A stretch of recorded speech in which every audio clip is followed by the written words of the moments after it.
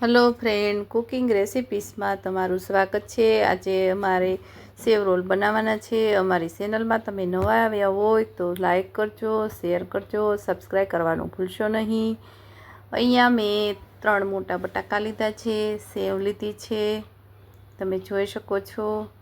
અને આપણે લીધી છે કોથમરી, આદુ, મરચાં અને લીંબુ, મેંદાનો લોટ, કોર્નફ્લોર, આપણે વટાણા લીધા છે, એક ગાજર લીધું છે મેં, અને ટોસ્ટનો ભૂકો મેં લીધો છે। તો આપણે હવે મિક્સર જારમાં આપણે વટાણા અને ગાજરને તમે મિક્સરમાં પીસી લેજો। અહીંયા મેં ફ્રોઝન વટાણા લીધા છે, તમે ફ્રેશ પણ લઈ શકો છો।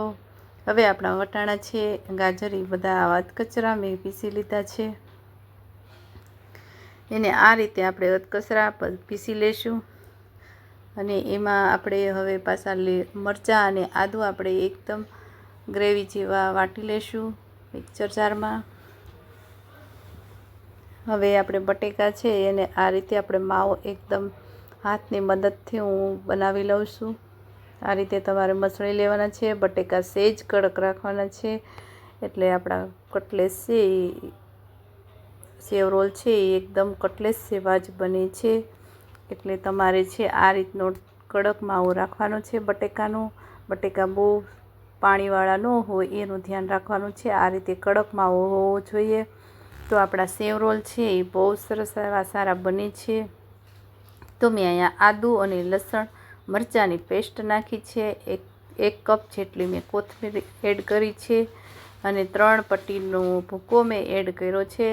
તમે કોર્નફ્લોર પાવડર પણ વાપરી શકો છો, લોટ પણ મેં અહીંયા ટોસ્ટ લીધા છે।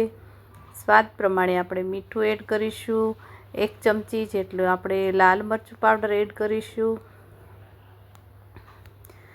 1 ચમચી જેટલા આપણે જીરા પાવડર એડ કરીશું, 1/2 ચમચી જેટલું આપણે હળદર પાવડર એડ કરીશું, ને આ લીંબુ થોડુંક સ્વાદ પ્રમાણે આપણે લીંબુ એડ કરીશું। તો આપણા સેવ રોલ છે એ બહુ સારા એવા બને છે અને ટેસ્ટ સારો એવો આવે છે।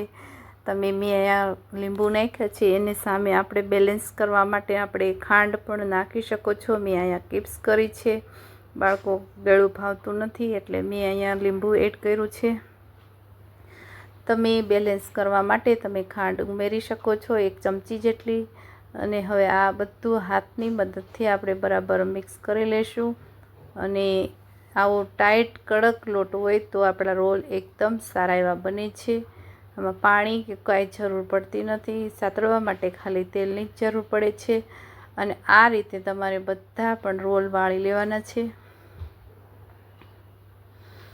આ રીતે મીડિયમ સાઇઝના આપણે રોલ વાળીશું,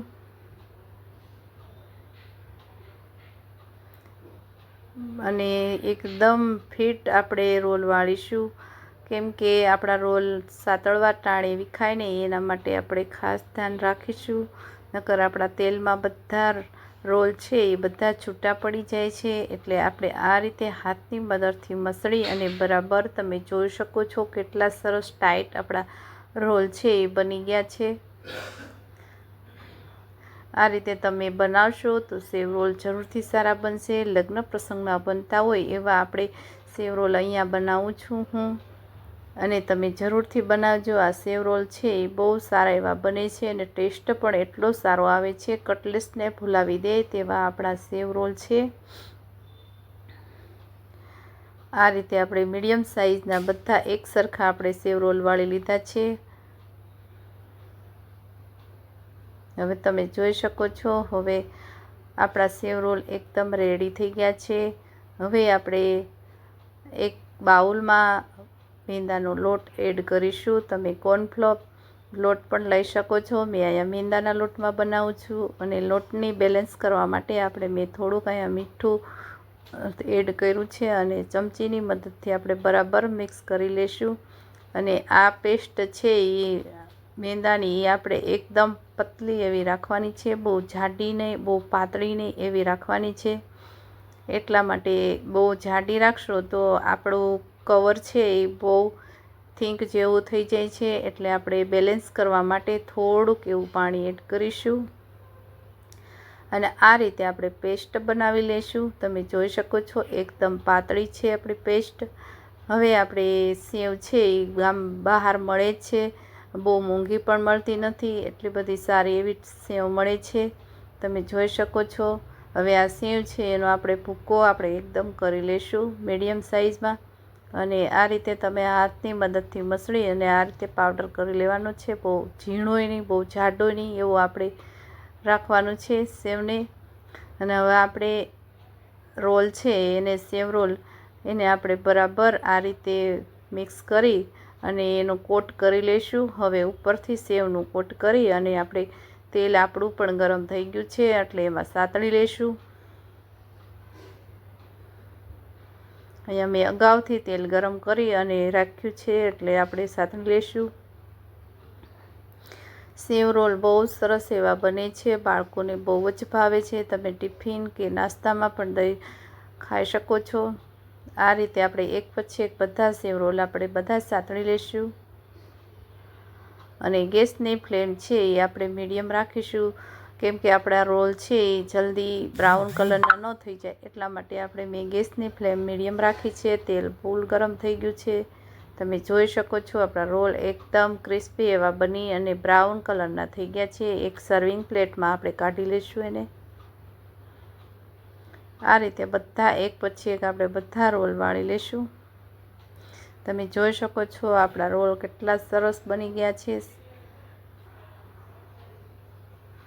આ રીતે તમે જરૂરથી ટ્રાય કરજો બનાવવાનું.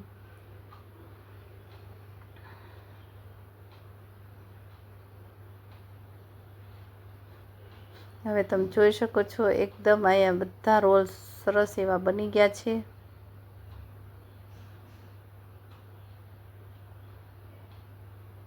હવે અમારી રેસીપી જો સારી લાગી હોય તો વિડીયોને લાઇક કરજો, શેર કરજો, સબસ્ક્રાઈબ કરવાનું ભૂલશો નહીં. અને નવી નવી રેસીપીના નોટિફિકેશન તમને જોવા મળશે. Thank you for watching.